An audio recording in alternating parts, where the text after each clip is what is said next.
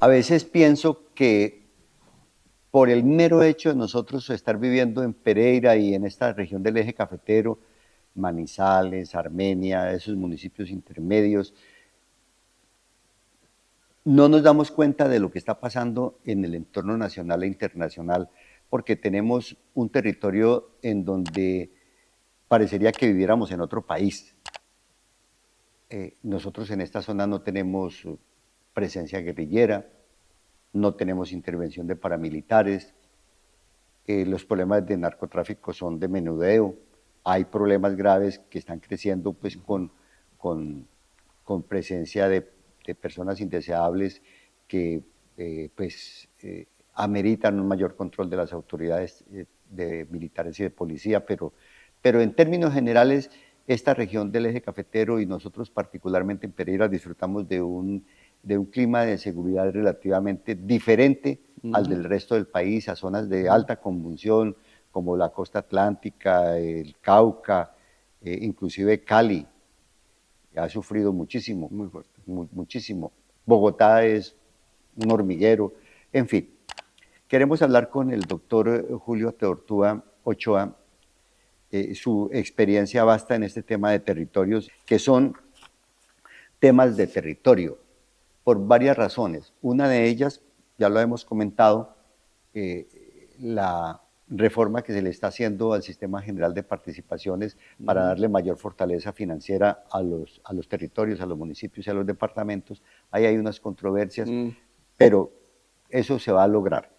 Y el otro tema es las exigencias que los gobernadores y alcaldes están haciéndole al gobierno nacional para que el desarrollo no se haga más desde Bogotá, no Bogotá como ciudad, sino desde el gobierno central, desde ese centralismo empoderado en el Capitolio Nacional y en la Casa de Nariño y en la burocracia bogotana, o capitalista mejor, para referirnos a la capital, con abandono de los territorios de estos alcaldes y gobernadores que se la pasan como mendigos en las oficinas con una ponchera pidiendo apoyo. Ese desarrollo territorial, ese desarrollo desde los territorios es un clamor que se viene expresando desde hace algún tiempo. Y sobre esto vamos a hablar con el doctor Julio Teortúa, coordinador de la Facultad de Finanzas y internacionalización. Son finanzas... Finanzas, Gobierno y Relaciones Internacionales. Finanzas, Gobierno y Relaciones Internacionales de la Universidad Externado de Colombia. Somos energía de Pereira, es por la gente de nuestra región. Somos energía de Pereira, tú nos inspiras a dar lo mejor, a dar lo mejor.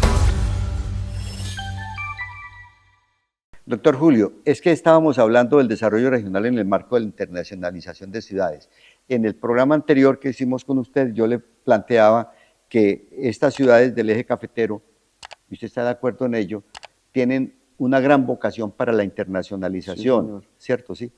¿Qué se opone a ese desarrollo de internacionalización de estas ciudades? Yo pienso que hay varios factores. ¿Sí? Es un tema multicausal.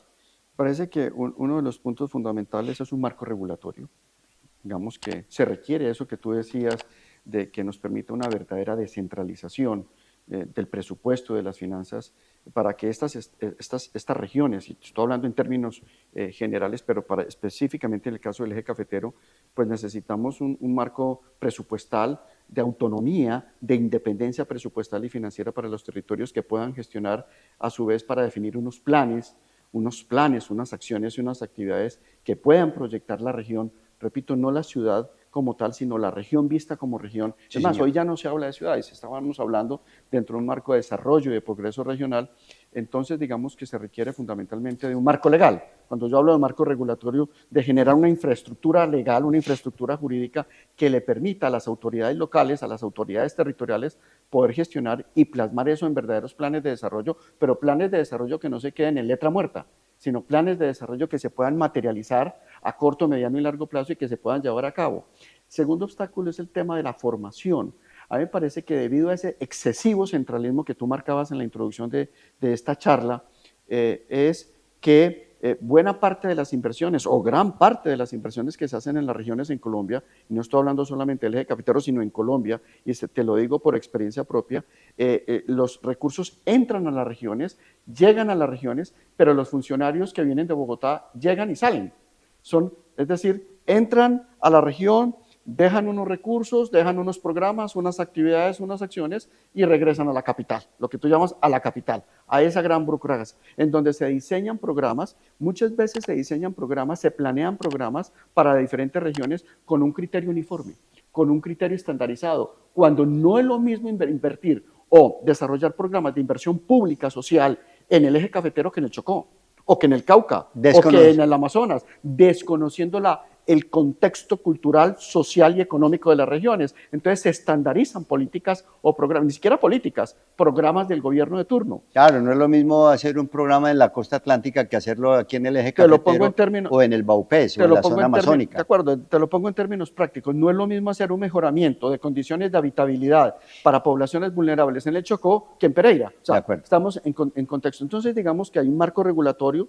Dos, la necesidad de que esa excesiva centralización que ha existido en Colombia, que estamos en mora de darle más autonomía e independencia, pues dejemos empoderadas también a las regiones, porque no se están, son billones de pesos que se están invirtiendo del presupuesto general de la nación y no se está dejando a la gente empoderada en las regiones con capacidad técnica, con capacidad tecnológica y con conocimientos instalados en las regiones que le permita a ese capital humano seguir desarrollando ese proceso.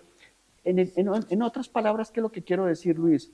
No sabemos capitalizar experiencias. Colombia tiene un problema muy fuerte en el sector público y es que no capitalizamos experiencias y seguimos incurriendo en los mismos errores en la gestión y en la inversión de proyectos públicos. Porque los proyectos y los planes son planes de gobierno y no son estrategias de política pública. Porque no se convierten posteriormente en políticas públicas o en políticas institucionalizadas, no de gobierno, sino de Estado. Entonces, ¿qué sucede? Que la buena parte de los programas, proyectos y actividades que se ejecutan en Colombia se ejecutan bajo un gobierno de turno, bajo un periodo cuatrienal, ¿cierto?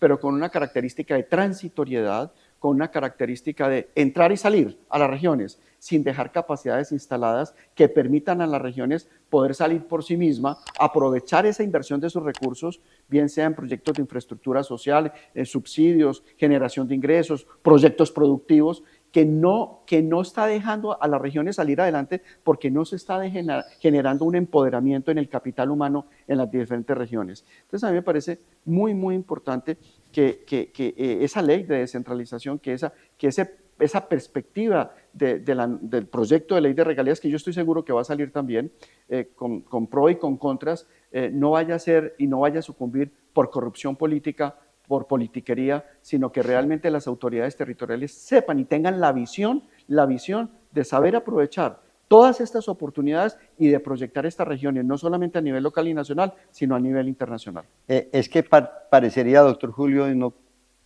puedo pasar inadvertida la oportunidad para que usted, ya que toca el tema de politiquería, que los colombianos no hemos sabido elegir congresistas, o sea, congresistas que tengan un alto grado de responsabilidad, que tengan una gran formación, a tal extremo de que ellos, siendo los representantes de los territorios, sobre todo Cámara de Representantes y el Senado también, porque ellos también tienen sus sedes, no todos son de Bogotá, y que entiendan que lo que tienen es un mandato de representación. La politiquería le ha impedido a este país tener unos marcos regulatorios mucho más aceptados para el desarrollo territorial, ¿de acuerdo? Estamos totalmente de acuerdo. Y en Colombia hablamos, Luis, de politiquería, de corrupción, pero yo digo que por encima de la norma y de la ley está la ética. Y aquí en esta charla es la primera vez que tocamos el tema de la ética.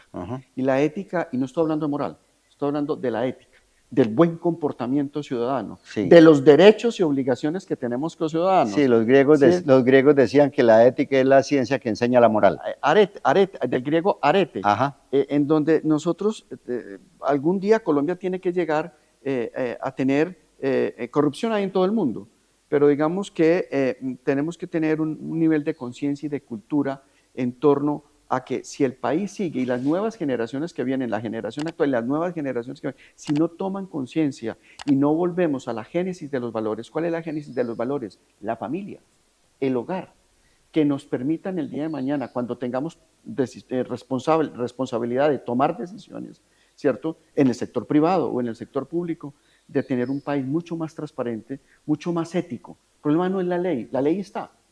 Por eso digo que la ética trasciende la ley. La ética está por encima de la norma. Sí, señor. Y es el convencimiento y la convicción que tenemos que tener para superar este tema de corrupción y de politiquería que tanto daño nos ha hecho para sacar un país y una región, porque lo estamos viviendo en nuestra región, ¿cierto? En nuestra región. Yo creo que no hay región en Colombia que escape al fenómeno o al tema de la corrupción, Luis. Entonces, a mí sí me parece que el tema es un tema de convicción, de ética, de cultura, que eso nos va a servir fundamentalmente. Tú puedes tener marco regulatorio, puedes tener todas las leyes, Si no todo el tiene marco ética. punitivo, si no tenemos la convicción de actuar y la predisposición. Te recomiendo que te leas y a la audiencia, les recomiendo que sigan a una de las filósofas más importantes actuales modernas en Europa, Adela Cortina, profesora de una universidad española. Y ella fundamentalmente expresa que todos estamos predispuestos. Yo diría que Adela Cortina es quizás una de las filósofas más importantes contemporáneas en Europa, Luis. Y ella sostiene que nosotros tenemos, que los seres humanos tenemos que tener predisposición, y hay varias clases de predisposición. Predisposición a actuar de buena fe, predisposición a la honestidad, predisposición a ser responsables, predisposición a ser productivos, pero también tenemos predisposiciones para ser corruptos, predisposiciones para ser irresponsables, predisposición, ¿sí? De la naturaleza humana. Es eso. Y a mí me parece que es muy importante tener estos conceptos de la ética que nos permitan a nosotros construir, no seres humanos, sino construir personas que le permitan aportar a una región, a un país para proyectarnos al mundo. Doctor Julio, usted por fuera de cámaras estábamos planteando el tema de los retos de la humanidad. Sí. Regáleme esta pausa, por favor, y regresamos para que hablemos de esos retos que a usted tanto lo inquietan y que, por supuesto, son de suma importancia de tratar en un programa como este. Si eres afiliado a Confamiliar Risaralda en categoría A y B, recuerda que tienes los siguientes beneficios. Ingreso 100% subsidiado el día de tu cumpleaños. Ingreso 100% subsidiado una vez al año con tu núcleo familiar. Subsidio en alimentación. E ingreso 2x1 los martes y jueves. Es hora de tener una tarde llena de diversión. Yo he escuchado a varias personas en diferentes foros, eventos académicos, en eventos científicos, el mismo nuestro premio Nobel de Paz también, que digamos que el tema de los retos de la humanidad, Santos lo identifica también muy bien y lo viene trazando hace varios años, y es uno de los grandes retos que tenemos no solamente en Colombia, sino como sociedad humana, Sí. como mundo, es la preocupación por el debilitamiento cada vez mayor del Estado de Derecho, tanto a nivel nacional como a nivel internacional y por ende de la democracia. A mí me parece que en este momento en el orbe, en el mundo, permanentemente estamos con autoridades, con gobiernos que permanentemente están violando normas de carácter internacional consagradas en tratados internacionales. Por ejemplo, ahí hay un interrogante muy grande del papel, la gestión y la eficacia, por ejemplo, de la ONU, de la Organización de Naciones Unidas, en si verdaderamente está entrando a resolver Los organismos internacionales, los organismos la OEA, internacionales, la ONU, sí. correcto, si verdaderamente están cumpliendo la labor y la misión para la cual fueron creadas. Inclusive la FAO, porque lo que Sí. el mundo, el problema de inseguridad alimentaria del planeta, hay más de 20 millones de personas que no comen en el día. Que es un tema de Son esos causales organismos de guerra, que de se conflictos. convirtieron en unos entes De burocráticos. acuerdo. Y que verdaderamente no están Parasitarios. a prevenir ni a solucionar los conflictos De acuerdo. internacionales. Entonces, a mí me parece que, a mí me preguntaban ayer en una clase en la universidad que tenía con estudiantes de la Facultad de Derecho, que cómo veía yo el tema de la elección del presidente Trump, ¿cierto? Y uno tendría que decir desde el punto de vista del análisis de la democracia, y soy muy breve para este tema, Luis, que me parece que es importante para Sí, la audiencia señor. aportar desde mi perspectiva, De acuerdo. muy individual, muy personal, por supuesto, y es, claro, es una elección totalmente legítima. Bueno, arrasó. Yo creo que uno de los grandes perdedores en Estados Unidos fueron las firmas encuestadoras que mostraban que iba a ser muy reñido. De reñido no tuvo absolutamente, Nada. fue una barrida total este proceso de elección en Estados Unidos. Entonces llegó legítimamente al poder, no hay ninguna discusión. El problema de la democracia es que no se llegue por voto popular, es que la democracia tiene tres partes fundamentales: ser elegido por voto popular, ser elegido por voto popular. Dos, quien salga elegido por voto popular tiene que respetar las normas que rigen las reglas de juego. ¿Cuáles son las normas de las reglas de juego? Pues la constitución política. La constitución política de cada país son las reglas de juego en las cuales la mayoría de los colombianos estuvimos de acuerdo en ponernos de acuerdo, valga la redundancia, de cómo vamos a solucionar los conflictos. Las reglas son las reglas. Claro, ¿qué es una constitución política, Luis? Reglas. Una constitución política son reglas, la manera como se van a resolver los conflictos en un país, los conflictos sociales, económicos, religiosos, étnicos, etcétera, el tema de la desigualdad, etcétera, etcétera. Sí, y el sí, tercer aspecto de la democracia, salir elegido por voto popular. Dos, respetar las normas, las reglas, Sí, sí. ¿cierto? Principio El catálogo. el principio del contrato social de Rousseau. Y tres, los derechos fundamentales. Y ahí sí me parece que hay una gran duda, muy grande, una gran duda que me parece que es muy importante de si verdaderamente en muchos estados del mundo, en muchos gobiernos del mundo, están cumpliendo con esos tres requisitos. La mayoría en Venezuela salieron elegidos por voto popular, digamos, por elección en la época de Chávez, en muchos países del mundo. Pero el punto está en el respeto de las normas y algo fundamental, el respeto por los derechos fundamentales y las libertades públicas. Me queda un tema importante para tratar con el doctor Ateo Ortúa, que es el de la globalización. Estábamos hablando de Alfred Ulrich y el concepto que tiene globalización, los franceses lo llaman mundialización, ¿cierto? Y yo le insisto, en un apotegma que aprendí del escritor mexicano Carlos Fuentes, que decía que no hay globalidad que valga sin localidad que sirva, ¿cierto? Yo finalmente vivo en Pereira, la audiencia de puntos de vista frase, sí. me conoce esa posición y es por lo que digo yo que soy tan territorial, ¿cierto? Porque ¿de qué me sirve a mí que Nicaragua y a mi familia y a usted y a su casa y a mi camarógrafo que Dinamarca ya no tenga literalmente presos en las cárceles ni haya enfermos en los hospitales, cuando aquí está la gente haciendo cola para que le den un medicamento, ¿cierto? Y la gente durmiendo en la calle, cosas de esas por el estilo. Entonces, la territorialidad se ha convertido en un fenómeno, no es un fenómeno, en una necesidad de mirarla de otra manera después de esta pausa. Somos energía de Pereira, es por la gente de nuestra región.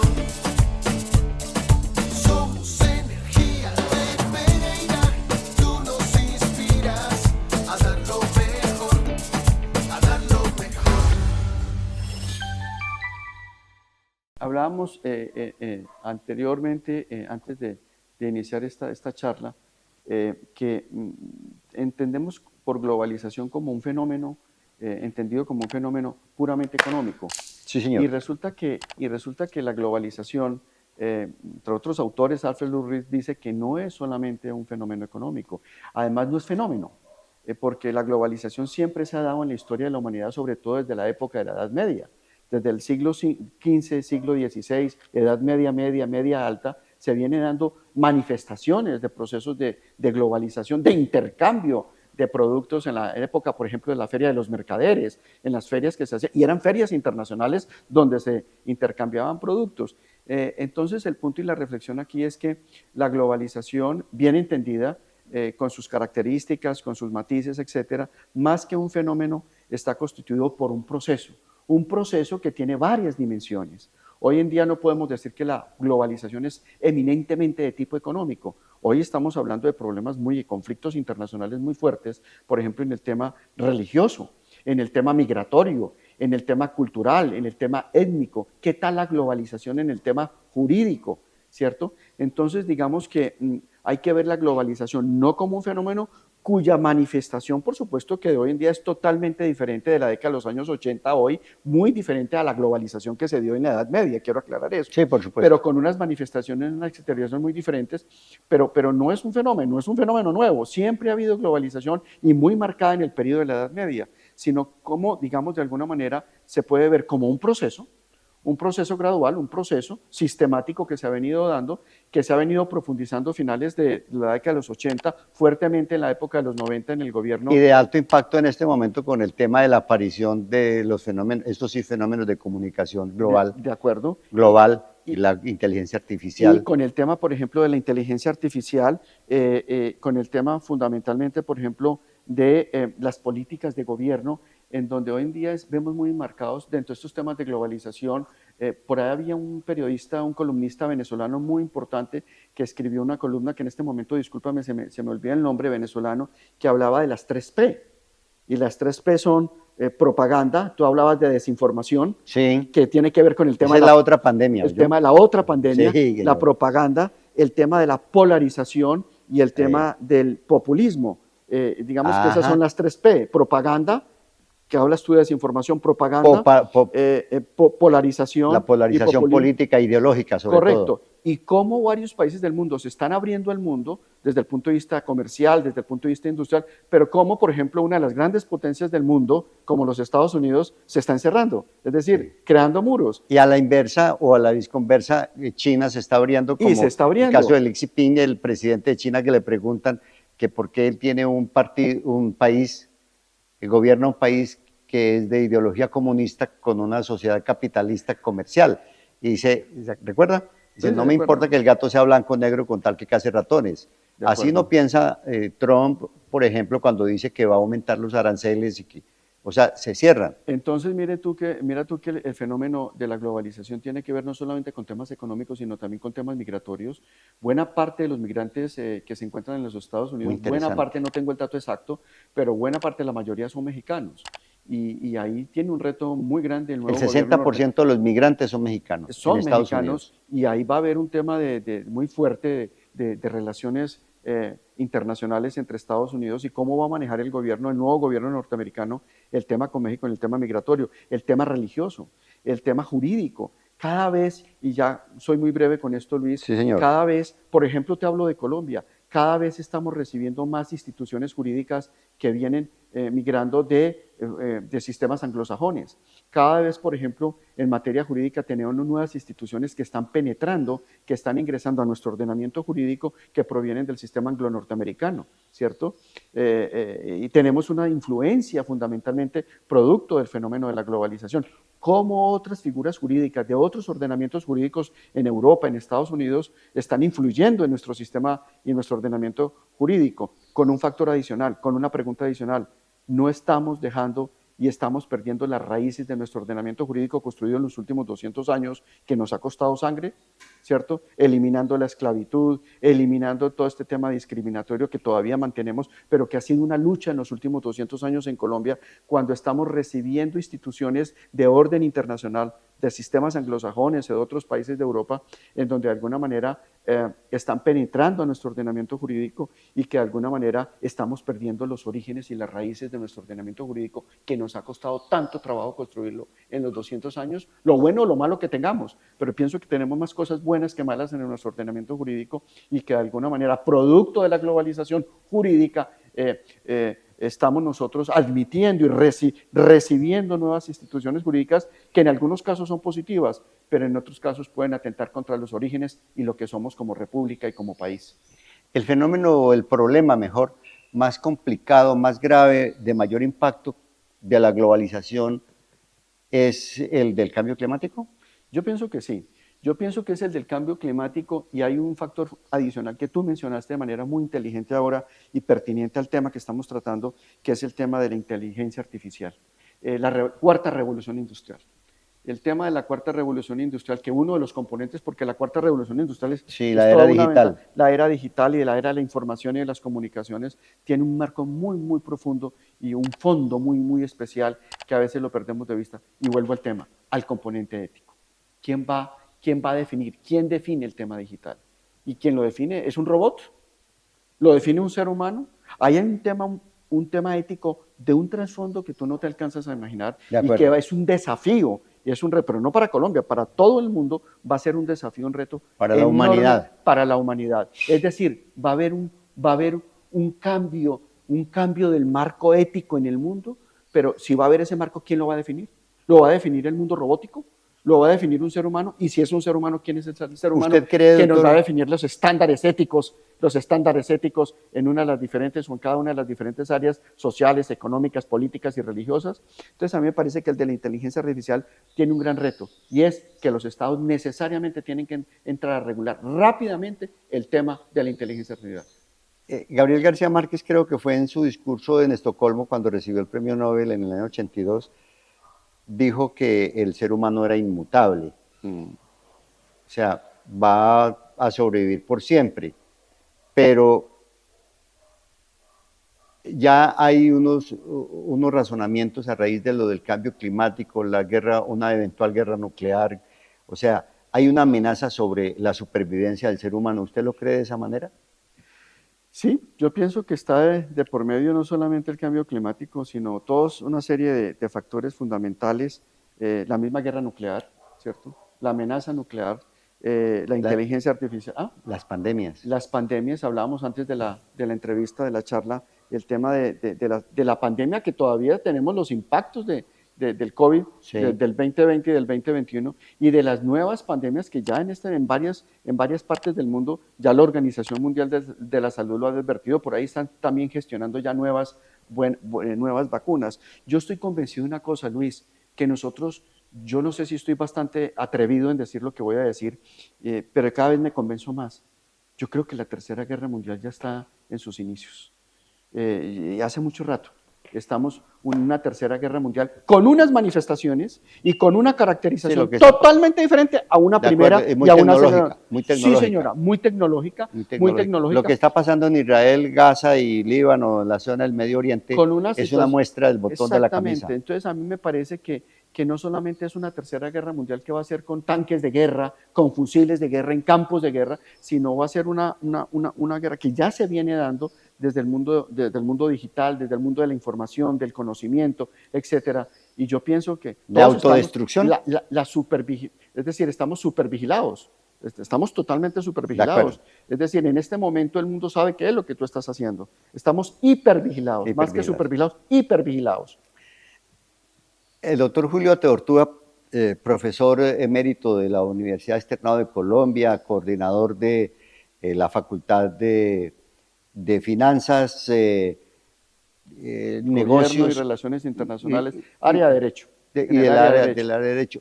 Allá en la Universidad Externado, vive en Pereira la mayor parte del tiempo y está ya preparando su regreso definitivo a la ciudad. Será muy grato tenerlo permanentemente acá como consultor del programa Puntos de Vista. Doctor Julio, muchísimas gracias por su hospitalidad aquí en su residencia. Y lo que usted dijo al final me hizo acordar de Albert Einstein cuando le preguntaron que si él, cómo creía que iba a ser la Tercera Guerra Mundial.